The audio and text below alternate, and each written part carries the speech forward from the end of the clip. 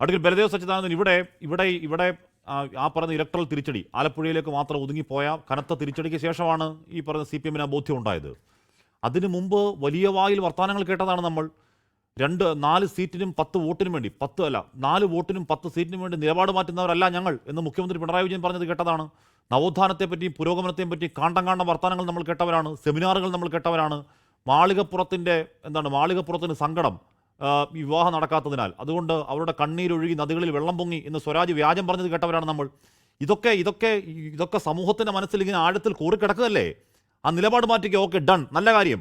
പക്ഷെ നിലപാട് മാറ്റുമ്പോൾ ഈ പോയ കാലത്ത് നമ്മൾ പറഞ്ഞു വെച്ച ഈ പറയുന്ന നിലപാട് എന്ന വ്യാജത്തിൽ പറഞ്ഞു വെച്ച് തിരുത്തണ്ടേ ശ്രീ ബലദേവ്? മാപ്പ് പറയണ്ട, പോട്ടെ ശ്രീ ബി ഗോപാലകൃഷ്ണൻ മാപ്പ് പറയണ്ട, പക്ഷെ നിലപാട് തിരുത്തണ്ടേ? ഞാൻ അതിലേക്ക് വരികയാണ്. 2018 സെപ്റ്റംബർ 18 വിധിയെ ഉദ്ധരിച്ചുകൊണ്ട് 2019 അപ്പീൽ കയറ്റിക്കൊണ്ട് അന്നത്തെ ചീഫ് ജസ്റ്റിസ് S.A. ബോധെ ഉൾപ്പെടുന്ന ബെഞ്ച് പറഞ്ഞൊരു പ്രധാനപ്പെട്ട വാചകമുണ്ട്. ബഹുമാനപ്പെട്ട രാഹുൽ ഈശ്വറിന് അതറിയാമായിരിക്കും. അത് പറഞ്ഞ വാചകം ഇതാണ്: whether the government was sure that women have not entered the temple premises in the last 1500 years. കഴിഞ്ഞ 1500 വർഷത്തിനിടയ്ക്ക് വെച്ച് ഈ പറയുന്ന പ്രായത്തിലുള്ള സ്ത്രീകൾ ഈ ശബരിമലയിൽ പ്രവേശിച്ചിട്ടില്ല എന്നുള്ളൊരു ഗവൺമെൻറ് എന്തെങ്കിലും ഉറപ്പുണ്ടോന്നും ആർക്ക് ഉറപ്പ് പറയാൻ പറ്റും? പന്തളം കൊട്ടാരത്തിൽ വരുന്ന കുട്ടികൾക്ക് ചോറൂണ് കൊടുത്തിരുന്നത് ശബരിമലയിലായിരുന്നു ചരിത്രത്തിന്റെ രേഖകളിൽ പറയുന്നുണ്ട്. തീർച്ചയായിട്ടും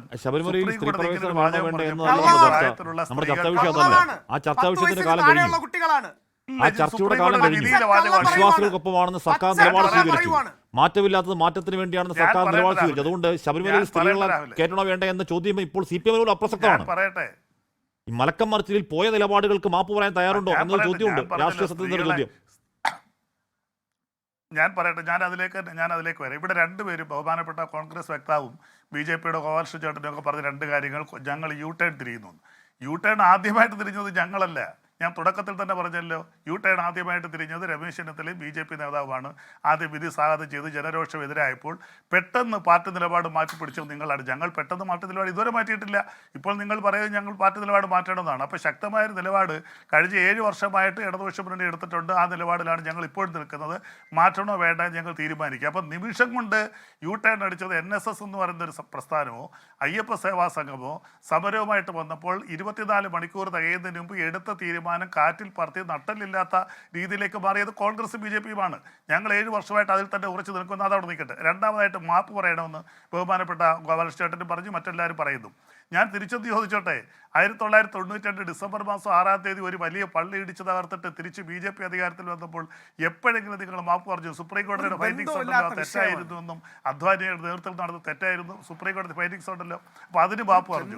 അപ്പോൾ ഗവൺമെന്റ് നയപരമായിട്ട് എടുക്കുന്ന കാര്യങ്ങൾക്ക് ചിലപ്പോൾ സംഘർഷം ഉണ്ടാവും, കേസുകളുണ്ടാവും. ശരിയാണ്, ഞാൻ ഇവിടെ പ്രശ്നമൊന്നല്ല. ഇവിടെ സുപ്രീം കോടതി വിധി, ഇപ്പൊ സുപ്രീം കോടതി വിധി നടപ്പാക്കൽ ശരിയാണ്. സുപ്രീം കോടതി റൂൾ ഓഫ് ദ ലാൻഡ് ആണ്, അക്കാര്യത്തിൽ തർക്കമില്ല.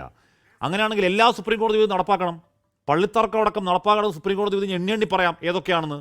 ശ്രീ ബലദേവ്, ശരി, സുപ്രീം കോടതി വിധി നടപ്പാക്കലോ ഇല്ലയോ വേറെ കാര്യം. അവിടെ പ്രതിഷേധം ഉണ്ടാവുകയാണെങ്കിൽ അത് കോടതി അറിയിക്കലാണോ ഇല്ലയോ വേറെ കാര്യം. പക്ഷെ ഇവിടെ പ്രശ്നമൊന്നല്ല. ഇവിടെ പ്രശ്നം നവോത്ഥാനം ഉണ്ടാക്കാൻ സർക്കാർ ഇറങ്ങി പുറപ്പെട്ടു. ഇവിടെ ഒരു മതിൽ കെട്ടി, അതിന് 19 ലക്ഷം ചിലവായി എന്ന ആരോപണമുണ്ട് ഈ പറഞ്ഞ സർക്കാർ ഖജാനയിൽ. ആരോപണമാണെന്ന് ഞാൻ ഇപ്പോഴും പറയുന്നത്, എനിക്കതിൻ്റെ വസ്തുത ഇപ്പോഴും അറിയില്ല. അതുമാത്രമല്ല, ഈ നേരത്തെ പറഞ്ഞ പോലെ നവോത്ഥാനം പുരോഗമനം എന്ന ആ ദിവസങ്ങളിൽ ആഞ്ഞു വാദിച്ചുകൊണ്ടിരുന്നു. മുഖ്യമന്ത്രി പിണറായി വിജയൻ്റെ ഈ പറഞ്ഞ മാസ് ഡയലോഗുകൾ BGM ഇട്ട് സൈബർ മേഖല ആഘോഷമാക്കി. സാംസ്കാരിക നായകർ ഇപ്പം മിണ്ടുന്നില്ലെങ്കിലും അന്ന് കാണ്ടം പ്രസംഗിച്ചു. ഇപ്പം നിലപാട് എന്നൊരു വാക്കില്ലേ? വോട്ടും സീറ്റും ജയവും മാത്രമേ ഉള്ളോ ശ്രീ ബലദേവ്? ഞാൻ പറയട്ടെ ആഷിഫ്, ഇത് ഞാൻ പറഞ്ഞല്ലോ, 67 പെറ്റീഷനകത്ത് ശബരിമല പ്രശ്നം മാത്രമല്ലല്ലോ, അതിനകത്ത് പാഴ്സി സ്ത്രീകളുടേതുണ്ട്, മുസ്ലിം സ്ത്രീകളുടെ പള്ളി പ്രവേശനമുണ്ട്, ഇങ്ങനെ നിരവധി കാര്യങ്ങൾ അതിനകത്തുണ്ട്. അപ്പോൾ ഇതെല്ലാം കൂടാണ് സുപ്രീം കോടതി പരിശോധിക്കുന്നത്. അപ്പോൾ ഇതെല്ലാം നവോത്ഥാനമാണ്. അതിനകത്ത് ലൈംഗികപരമായിട്ടുണ്ടാകുന്ന കാര്യങ്ങൾ വരെ അതുമായി ബന്ധപ്പെട്ട് പറയുന്നുണ്ട്. ഒരു വിഭാഗം മതം മാറിക്കഴിഞ്ഞാൽ അവരെ പള്ളിയിൽ പ്രവേശിക്കാൻ പാടില്ല എന്ന് പറയുന്നു. പെൺകുട്ടികൾക്ക് ലൈംഗിക മാറ്റം വരുന്ന കാര്യങ്ങൾ, ഇതെല്ലാം പരമ്പരാഗതമായി വരുന്ന ആചാരങ്ങളാണ്. ഇതെല്ലാം കൂടി ചേർത്താണ് സുപ്രീം കോടതി ഇപ്പോൾ പരിശോധിച്ചുകൊണ്ടിരിക്കുന്നത്. അപ്പം നവോത്ഥാനം അത് പരിശോധിക്കട്ടെ ശ്രീ ബലദേവ് സച്ചിദാനന്ദൻ, അതെല്ലാം പരിശോധിക്കട്ടെ. ഈ പറയുന്ന പ്രധാനപ്പെട്ട ചോദ്യം എഴുത്തരാൻ പറഞ്ഞു, എഴുത്തരട്ടെ. ദാവൂദി ബോറ, പാഴ്സി, ബാക്കി കാര്യങ്ങളൊക്കെ പരിശോധിക്കട്ടെ. 9 ബെഞ്ച് അതിൽ മറുപടി, ആ മറുപടി പ്രകാരം വീണ്ടും 5 അംഗ ബെഞ്ച് വീണ്ടും കേൾക്കുക. അതൊക്കെ സുപ്രീം കോടതി കാര്യമല്ലേ? ഞാൻ ചോദിക്കുന്നതിന് രാഷ്ട്രീയമാണ്. ഇതിനെ CPM രാഷ്ട്രീയമായി കണ്ടതാണ്. ഇതിനെ CPM ഒരു നവോത്ഥാന സമിതി ഉണ്ടാക്കുകയും വെള്ളാപ്പള്ളി അധ്യക്ഷനാക്കി വെക്കുകയും നവോത്ഥാനം അതിൽ കെട്ടുകയും നവോത്ഥാന നായകന്മാരാവും നോക്കുകയും ചെയ്തതാണ്. അത് ഞങ്ങൾക്ക് പറ്റിപ്പോയ പിഴവാണ്. ഞങ്ങളത് പറഞ്ഞത് വ്യാജങ്ങളാണ് എന്ന് കേരളത്തോട് തുറന്നു പറയണ്ടേ? രാഷ്ട്രീയ സത്യസന്ധത ഉണ്ടെങ്കിൽ CPM, ശ്രീ ബലദേവ് സച്ചിദാനന്ദൻ. ഞാൻ പറഞ്ഞല്ല, തീർച്ചയായിട്ടും ഞാൻ പറയട്ടെ, ഗവൺമെൻറ് ഇടതുപക്ഷ പ്രസ്ഥാനങ്ങൾ തീർച്ചയായിട്ടും ഒരു നവോത്ഥാന മൂവ്മെൻ്റായിട്ട് ശബരിമലയിൽ സ്ത്രീകളെ പ്രവേശിപ്പിക്കണമെന്ന് നിലപാടുമായിട്ട് മുന്നോട്ട് പോയി. അത് ഇന്നലെ വരെ ഉണ്ടായിരുന്ന ആചാരത്തിൽ ഉണ്ടാകുന്ന മാറ്റങ്ങളാണല്ലോ. ശരിയായ ആചാരങ്ങൾ നമ്മൾ തിരഞ്ഞെടുക്കുകയും തെറ്റായവ നമ്മൾ ത്യജിക്കുകയും ചെയ്തുകൊണ്ട് പുതിയ രീതിയിലേക്ക് മാറുന്നു. അതാണല്ലോ നവോത്ഥാനം എന്ന് പറയുന്നത്. ഇന്നലെ വരെ നമ്മൾ എന്ത് വിശ്വസിച്ചിരുന്നു അത് അതേപടി വിശ്വസിച്ച് പോകണമെങ്കിൽ അത് പ്രാചീന സംസ്കാരമാണ്. അതൊരു നവോത്ഥാനത്തിൻ്റെ ഭാഗമാകത്തില്ല. ആ നവോത്ഥാനത്തിൻ്റെ ഭാഗമായിട്ട് തന്നെയാണ് നവോത്ഥാന മുന്നണി രൂപീകരിക്കുകയും ശബരിമലയിൽ സ്ത്രീകളെ പ്രവേശിപ്പിക്കണം എന്നുള്ള സുപ്രീം കോടതി വിധിയുടെ അടിസ്ഥാനത്തിൽ ശക്തമായി ഞങ്ങൾ അതിന് മുന്നോട്ട് പോയത്. ഗവൺമെന്റ് അതുപോലെ വരുന്നുണ്ട്, ഞാനും വരുന്നുണ്ട്. ഇവിടുന്ന് എന്റെ ഞാൻ വിശ്വാസി അല്ലെങ്കിൽ എന്റെ ഭാര്യ വിശ്വാസിയാണ് പോയിട്ടുണ്ട്. 55 വയസ്സ് അവിടെ പോയിട്ടുണ്ട്. ഞങ്ങൾ അതിനും രാവിലെ ഞാൻ തർക്കിക്കുന്നു. നവോത്ഥാനം നടപ്പാക്കാൻ സർക്കാർ മലക്കമറിയണോ? ഞാൻ അതിലേക്ക് വരികയാണ് കശ്മീർ. മലക്കം മറിയുന്നില്ല.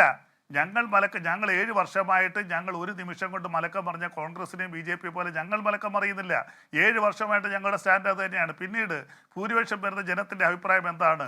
ഭൂരിപക്ഷം വരുന്ന ജനങ്ങൾക്ക് ശബരിമലയിൽ സ്ത്രീകളെ കയറ്റുന്ന എതിരാണെങ്കിൽ അതിനെക്കുറിച്ച് ആലോചിക്കുമെന്ന് പാർട്ടി സെക്രട്ടറി പറഞ്ഞിട്ടുണ്ട്, നിയമമന്ത്രി പറഞ്ഞിട്ടുണ്ട്, പോളിറ്റ് ബ്യൂറോ മെമ്പർ പറഞ്ഞിട്ടുണ്ട്. തീർച്ചയായിട്ടും അവരെന്താണ് ചെയ്യാൻ പോകുന്നത്? ഏപ്രിൽ മാസം 7-ാം തീയതിക്ക് ശേഷം കൊടുക്കുമ്പോൾ ഇവിടുത്തെ പൊതുജനങ്ങളുടെ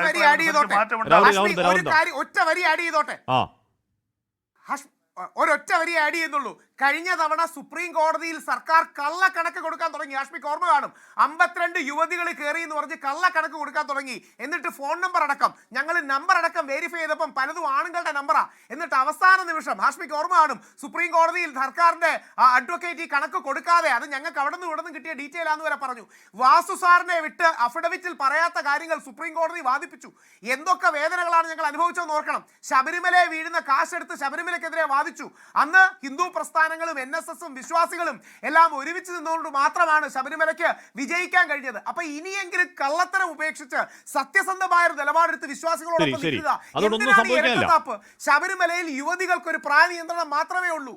ശരി, അതുകൊണ്ടൊന്നും സംഭവിക്കാനില്ല. അന്ന് ഞങ്ങളുടെ നിലപാട് ഞങ്ങൾ പറഞ്ഞ നവോത്ഥാനം അല്ലെങ്കിൽ നവോത്ഥാനത്തിന് ഈ മണ്ണ് പാകമായിട്ടില്ലെന്ന് പറ. ലോകത്തെവിടെയായാലും ഏത് സമയത്തും 24 വാർത്തകളും ഓഗ്മെന്റഡ് റിയാലിറ്റി പാക്കേജുകളും എക്സ്പ്ലെയിനറുകളും വിശദമായി കാണാൻ ഞങ്ങളുടെ യൂട്യൂബ് ചാനൽ നിങ്ങൾക്ക് സബ്സ്ക്രൈബ് ചെയ്യാം.